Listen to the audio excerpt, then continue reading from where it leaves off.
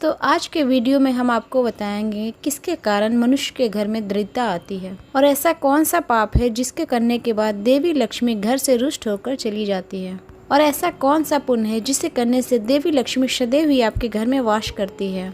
तो चलिए दोस्तों, हम संपूर्ण जानकारी बताते हैं इस कथा के माध्यम से।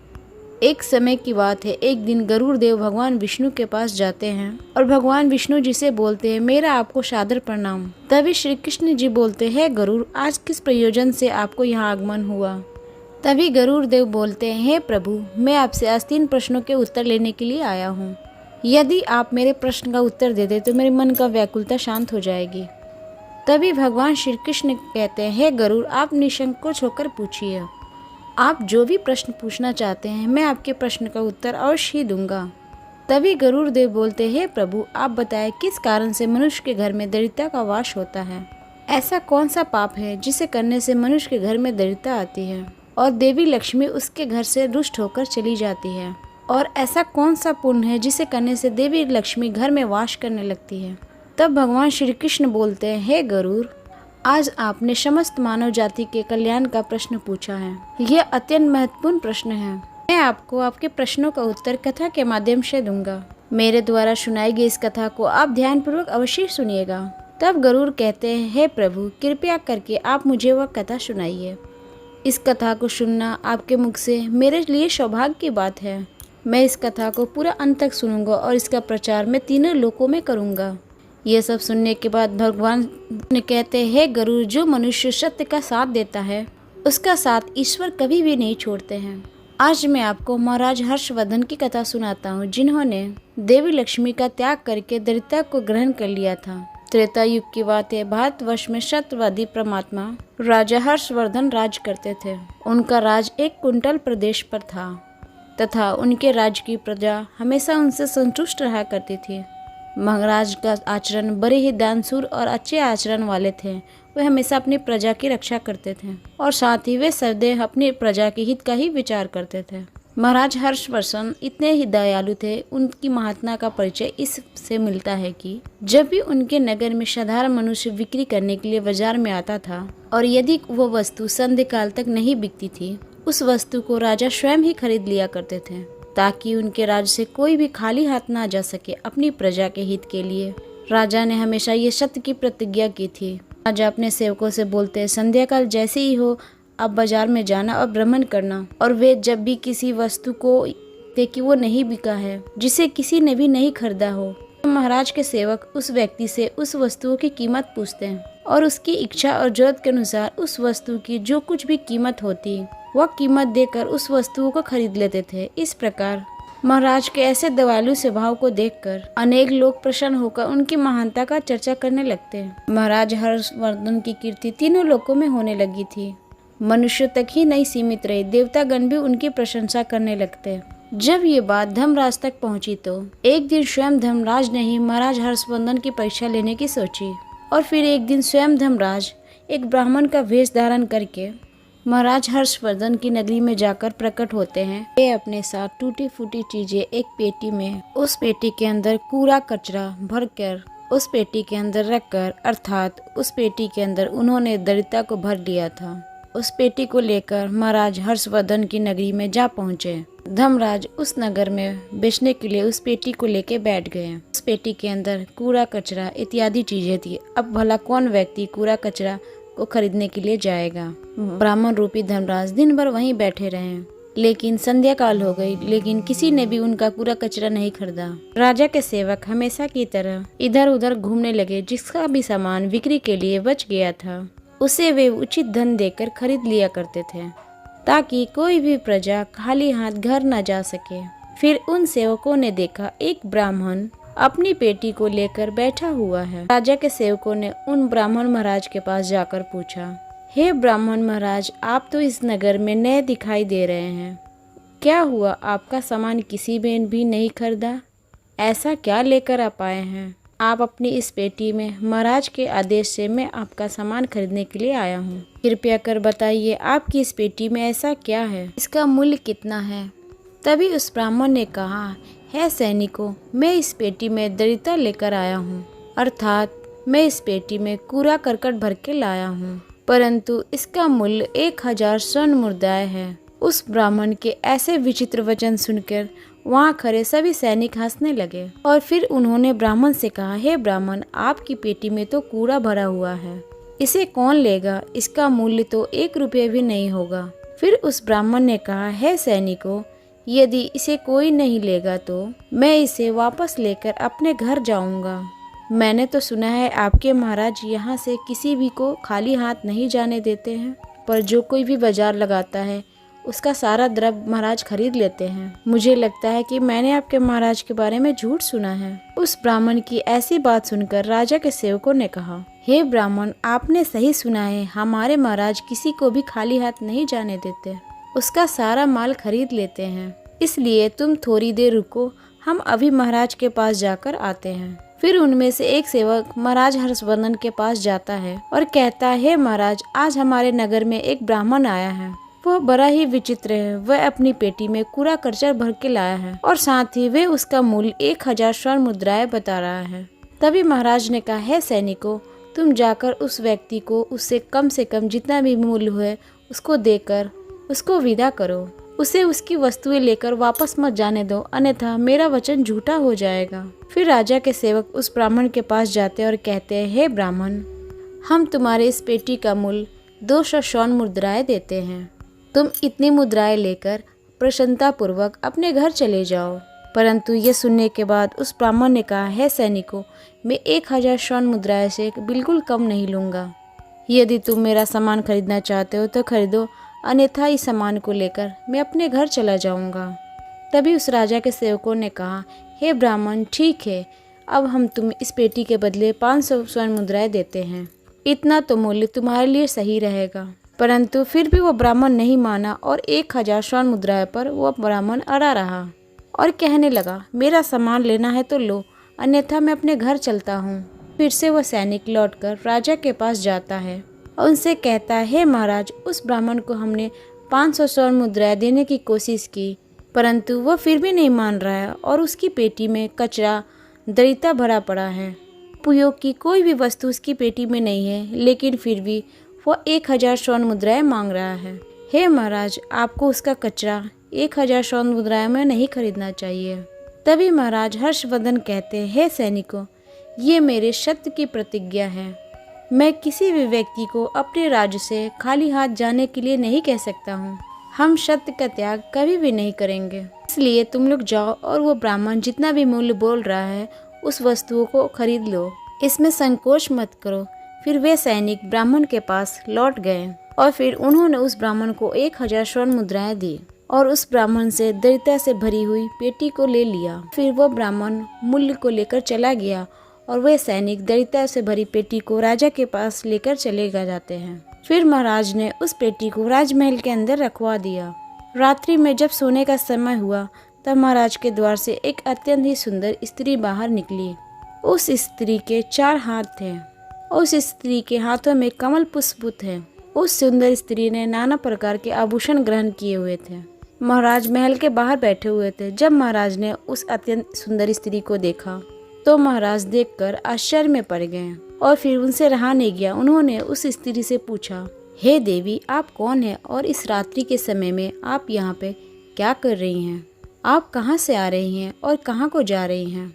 महाराज की ऐसी बातें सुनकर वह स्त्री बोली, हे राजन, मैं तुम्हारे राज्य की लक्ष्मी हूँ। सत्यवादी धर्मात्मा है आप, इसीलिए मैं आपके राज्य में निवास करती हूँ। परंतु आज आपके राज्य में दरिद्रता आ गई है और जहाँ पर भी दरिद्रता रहती है उस स्थान पर लक्ष्मी वास नहीं करती है। आज तो आपके महल में पेटी भर के दरिद्रता आई है, इसीलिए अब मैं यहाँ से जा रही हूँ। तभी महाराज हर्षवर्धन ने हाथ जोड़कर प्रणाम करते हुए कहा, हे देवी महालक्ष्मी, आपकी जैसी इच्छा। मैं अपने वचन और प्रतिज्ञा से बंधा हुआ हूँ। मैं अपना वचन को नहीं तोड़ सकता। इस कारण से मैं दरिद्रता से भरी पेटी को लेने के लिए मना नहीं कर पाया और उसे मैं ले लिया हूँ। तब देवी रुष्ट हो जाती है और महाराज के राजमहल को त्याग कर वहाँ से चली जाती है। थोड़ी देर पश्चात महाराजा ने अत्यंत ही सुंदर युवा पुरुष को राजमहल से बाहर निकलते हुए देखा। तभी महाराज ने पूछा, हे देव, आप कौन हैं? यहाँ पर आप कैसे आए और आप कहाँ जा रहे हैं? उस सुंदर पुरुष ने कहा, हे राजन, मेरा नाम दान है। आप सत्यवादी धर्मात्मा हैं, सदैव धर्म का पालन करते हैं। इसी कारणवश मैं आपके राजमहल में निवास करता था, किंतु देवी लक्ष्मी आज आपके राजमहल को त्याग कर चली गई है। लक्ष्मी के बिना आप दान कहाँ से करेंगे, इसीलिए मैं भी आपको छोड़कर जा रहा हूँ। तभी महाराज हर्षवर्धन बोले, हे देव, ठीक है, जैसी आपकी इच्छा, आप भी जा सकते हैं, किंतु मैं अपने वचन को तोड़ नहीं सकता। फिर इतना कहते ही वह दान भी महाराज को छोड़कर चले जाते हैं वहाँ से। फिर थोड़ी देर पश्चात अन्य सुंदर पुरुष उस राजमहल से बाहर निकलता है। तब महाराज ने भी उससे पूछा, हे देव, आप कौन है और कहाँ से आ रहे हैं और कहाँ को जा रहे हैं। तभी उस पुरुष ने कहा, हे राजन, मैं यज्ञ हूँ। आप सत्यवादी धर्मात्मा हैं, आप सदैव दूसरों की रक्षा करते हैं और दान धर्म करते हैं। इसी कारण मैं आपके राज्य में निवास करता था, लेकिन अब लक्ष्मी और दान आपके राज से जा चुके हैं, इसीलिए मैं भी जा रहा हूँ, क्योंकि लक्ष्मी के बिना यज्ञ नहीं किया जा सकता और दान के बिना यज्ञ संपन्न नहीं हो सकता, इसीलिए मैं भी आपका त्याग करके जा रहा हूँ। तभी महाराज हर्षवर्धन ने कहा, हे देव, ठीक है, जैसी आपकी इच्छा, आप भी जा सकते हैं, किंतु मैं अपने वचन का त्याग नहीं करूंगा। फिर वो यज्ञ भी राजमहल को छोड़कर चला जाता है। फिर कुछ देर पश्चात अन्य एक सुंदर पुरुष राजमहल से निकलता हुआ दिखाई देता है। उससे भी पूछा, हे महाशय, आप कौन हैं, कहाँ से आए हैं और कहाँ को जा रहे हैं और राजमहल छोड़कर क्यों जा रहे हैं। तभी उस पुरुष ने कहा, मेरा नाम यश है, आपके पुण्यों के कारण मैं आपके राज्य में निवास करता था। आप बड़े धर्मात्मा और ध्यानवीर हैं और सबकी रक्षा करते हैं, किंतु आपके राज्य से लक्ष्मी, यज्ञ आदि सभी चले गए हैं, तो उनके बिना आपको यश की प्राप्ति नहीं हो सकती। इसी कारणवश मैं भी यहाँ से जा रहा हूँ। तब राजा ने उसे भी नमस्कार किया और आदर पूर्वक जाने दिया। फिर कुछ देर पश्चात अन्य एक सुंदर स्त्री राजमहल से बाहर निकली, जिस स्त्री ने सुंदर वस्त्र परिधान किए हुए थे। उसे देखकर राजा ने पूछ लिया, हे देवी, आप कौन हैं और किस कारणवश से आप मेरे राजमहल का त्याग कर रही हो। उन्होंने कहा, हे राजन, मैं कीर्ति हूँ, यज्ञ, यश ने भी आपका साथ छोड़ दिया है, तो उन सब के बिना मैं भी आपके राजमहल में नहीं ठहर सकती, इसलिए मैं भी आपके राज्य को त्याग कर जा रही हूँ। तभी राजा ने कहा, जैसी आपकी इच्छा। फिर अंधपूर्वक एक अत्यंत ही सुंदर पुरुष राजमहल से बाहर निकलता है। उसे देखकर राजा ने पूछा, हे देव, आप कौन हैं और आप भी हमारे राजमहल को छोड़कर क्यों जा रहे हैं। तभी उस पुरुष ने कहा, हे राजन, मैं सत्य हूँ, आप एक सत्यवादी धर्मात्मा राजा हैं, इसीलिए मैं आपके यहाँ निवास करता था, किंतु अब आपके यहाँ से लक्ष्मी, दान, यज्ञ, यश, कीर्ति आदि सभी चले गए हैं, तो मैं भी यहाँ से जा रहा हूँ। तब महाराज हर्षवर्धन ने कहा, हे सत्य, आप भी मेरा त्याग कर रहे हैं, परंतु मैंने तो आपका कभी भी त्याग नहीं किया। आपका त्याग ना करने के कारण ही सभी मुझे छोड़कर जा रहे हैं, इसीलिए आप मुझे छोड़कर कैसे जा सकते हैं। मैंने तो अपने सत्य वचन का पालन करने के लिए ही दरिद्रता को अपने घर में रखा था। मैंने तो संसार के कल्याण के लिए ये वचन लिया था कि मेरे राज्य से कोई भी व्यक्ति खाली हाथ नहीं जाएगा। जो कोई भी मेरे राज्य में वस्तु बेचने के लिए आएगा, कि उस व्यक्ति की वस्तु कोई भी नहीं खरीदेगा तो उसे मैं खरीद लूंगा। इसीलिए मैंने अपने सत्य वचन का पालन करने के लिए उस ब्राह्मण को अपने पास से 1000 स्वर्ण मुद्राएं करके उसके पास से दरिद्रता खरीद ली थी। उसी दरिद्रता की पेटी के कारण देवी लक्ष्मी आकर मुझसे कहा, वे उस स्थान पर निवास नहीं करती जिस स्थान पर दरिद्रता का वास होता है, और देवी लक्ष्मी के जाते ही दान, कीर्ति, यज्ञ सभी मुझे छोड़कर चले गए हैं। मेरे सत्य वचन का पालन करने के लिए मैंने उन सभी को जाने दिया। अब आप भी मुझे छोड़कर जा रहे हैं। महाराज हर्षवर्धन की बात सुनकर सत्य ने कहा, हे राजन, यदि आपने ही मेरे लिए इन सब का त्याग किया है तो ठीक है, मैं आपका राजमहल छोड़कर नहीं जाऊंगा। आप सचमुच बड़े पुण्यात्मा और सत्यवादी हैं, इसीलिए अब से मैं आपके राजमहल में ही निवास करूंगा। और वह सत्य फिर से राजमहल में वापस लौट गया। उसके थोड़ी देर पश्चात ही एक सुंदर स्त्री लौटकर आ गई। उसे देखकर राजा ने कहा, हे देवी, आप कीर्ति हैं, अभी तो आप मुझे छोड़कर चली गई थी, फिर आप वापस क्यों आ गई। तभी कीर्ति ने कहा, हे राजन, मैं लक्ष्मी, यज्ञ, दान के बिना तो रह सकती हूँ, परंतु मैं सत्य के बिना नहीं रह सकती हूँ, इसीलिए जहाँ सत्य रहेगा वहीं पे मैं वास करूँगी। फिर राजा ने कीर्ति का स्वागत किया, उन्हें महल में भेज दिया। फिर थोड़ी देर पश्चात यश वापस लौट गया। फिर राजा ने उनसे पूछा, हे महाशय, आप तो मुझे छोड़कर चले गए थे, आप तो यश है, छोड़कर चले गए थे, फिर लौटकर वापस क्यों आ गए। तभी उस पुरुष ने कहा, हे राजन, राजा कितना ही बड़ा धनवान हो, किंतु उस राजा को सत्य के बिना उसे कीर्ति की प्राप्ति नहीं हो सकती। जहाँ पर सत्य विराजमान रहता है मैं वहीं पे वास करता हूँ, सत्य के बिना मैं नहीं रह सकता। ऐसा कहकर फिर सत्य ने राजमहल के अंदर प्रवेश किया।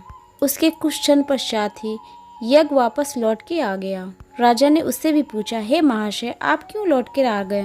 तभी यज्ञ ने कहा, हे राजन, चाहे कोई कितना भी लक्ष्मीपति और दानशील क्यों न हो जाए, किंतु बिना सत्य के यज्ञ शोभा नहीं देता है। आप में सत्य विराजमान है, इसीलिए मैं भी आपके पास रहूंगा। इतना कहकर यज्ञ भी राजमहल में प्रवेश कर दिए और फिर उसके कुछ क्षण पश्चात दान भी वापस आ गए। राजा ने उससे भी पूछा, हे महाशय, आप भी तो मुझे छोड़कर गए थे, फिर आप लौटकर किस कारणवश आ गए? तभी उस पुरुष ने कहा, हे राजन, मैं दान हूँ। कुछ समय पहले मैं आपको छोड़कर गया था, किंतु आप में सत्य विराजमान है और जहाँ पे सत्य रहता है मैं भी वहीं पे रहता हूँ। कोई मनुष्य कितना भी ज्यादा धनवान क्यों ना हो, किंतु बिना सत्य के वो दान नहीं कर सकता। दान का महत्व सत्य से ही होता है, इसी कारणवश मैं भी लौट के आ गया। तभी राजा ने कहा, ठीक है, आपका भी स्वागत है। और फिर दान भी राजमहल में चला गया। फिर उसके बाद साक्षात देवी लक्ष्मी लौटकर आती हैं। तभी राजा ने पूछा, हे माँ लक्ष्मी, आप वापस क्यों आ गई? आप तो मुझे छोड़कर चली गई थी। तभी देवी लक्ष्मी ने कहा, हे राजन, यह आपकी सत्य की परीक्षा थी। आपके यहाँ पर यश, दान, यज्ञ सभी निवास करते हैं और लक्ष्मी के बिना सभी विफल हो जाएंगे। इसीलिए मैं आपके सत्य धर्म की रक्षा करने हेतु लौटकर वापस आ गई हूँ। तभी राजा ने कहा, हे माँ लक्ष्मी, मेरे यहाँ पे तो दरिद्रता से भरी हुई पेटी है और जहाँ पे दरिद्रता रहता है वहाँ पे आप कैसे निवास कर सकती हैं? तभी देवी लक्ष्मी ने कहा, हे राजन, मेरी कृपा से वह दरिद्रता से भरी हुई पेटी स्वर्ण और रत्नों से भर जाएगी। इतना कहने के पश्चात माँ लक्ष्मी भी राजमहल में प्रवेश कर जाती हैं। माँ लक्ष्मी के प्रवेश करते ही उस पेटी में भरा कूड़ा कचरा इत्यादि रत्न और स्वर्ण के आभूषण में बदल जाते हैं। इसके कुछ देर पश्चात ही स्वयं महाराज धर्मराज ब्राह्मण के वेश में आते हैं। तभी राजा ने पूछा उनसे, हे ब्राह्मण, कौन है? आपने तो मेरा त्याग नहीं किया था, फिर आप यहाँ पे कैसे आ गए? तभी उस ब्राह्मण ने कहा, हे राजन, मैं साक्षात धर्म हूँ। मैं ही ब्राह्मण का रूप धारण करके आया था। मैंने ही 1000 स्वर्ण मुद्राएं के बदले तुम्हें दरिद्रता दिया था। तुमने अपने सत्य के बल से मुझे जीत लिया है, इसीलिए अब मैं तुम्हें वरदान देने के लिए आया हूँ। बताओ, मैं तुम्हें कौन सा वरदान दूँ? इतना कहकर धर्मराज ने अपना मूल स्वरूप धारण कर लिया। तभी महाराज हर्षवर्धन ने कहा, हे महाराज, मैं आपके दर्शन करके धन्य हो गया। कृपया आप अपनी कृपया मुझ पर सदैव ही बनाए रखिएगा, मुझे और कुछ भी नहीं चाहिए। फिर धर्मराज ने महाराज को आशीर्वाद दिया और कुछ देर पश्चात उस स्थान से अंतर्ध्यान हो जाते हैं। भगवान श्री कृष्ण कहते हैं, हे गरुड़देव, इस प्रकार अपने सत्य धर्म के कारण ही महाराज ने सभी पे विजय प्राप्त किया था। इसलिए मनुष्य को कभी भी सत्य का आदान-प्रदान नहीं करना चाहिए, हमेशा ही अपने जीवन में सत्य का पालन करना चाहिए। जो सत्य की राह पे चलता है उसके पास हमेशा लक्ष्मी, यज्ञ, धन, यश, कीर्ति सदैव ही निवास करते हैं। तो दोस्तों, इस प्रकार भगवान श्री कृष्ण ने गरुड़देव को अत्यंत ही महत्वपूर्ण ज्ञान दिया। तो दोस्तों, उम्मीद करती हूँ हमारी आज की जानकारी आपको अवश्य पसंद आई होगी। अगर वीडियो पसंद आई होगी तो वीडियो को लाइक करें और हमारे चैनल रीताई भक्ति को सब्सक्राइब करें। वीडियो पूरा ध्यानपूर्वक सुनने के लिए आप सभी को तहे दिल से धन्यवाद। जाने से पहले आपसे हाथ जोड़कर अनुरोध है, हमारे चैनल रीताई भक्ति को जरूर सब्सक्राइब करें और कमेंट्स बॉक्स में जय श्री कृष्ण जरूर लिखें। साथ ही जो आपके इष्ट देवता हैं उनका नाम जरूर लिखें। फिर मिलते हैं आपके अपने चैनल रीताई भक्ति में नए वीडियो, नए विषय के साथ। आपका हर लाइक, हर कमेंट्स हमारे लिए महत्वपूर्ण है। कृपया करके लाइक करें और चैनल को सब्सक्राइब करें। नमस्कार।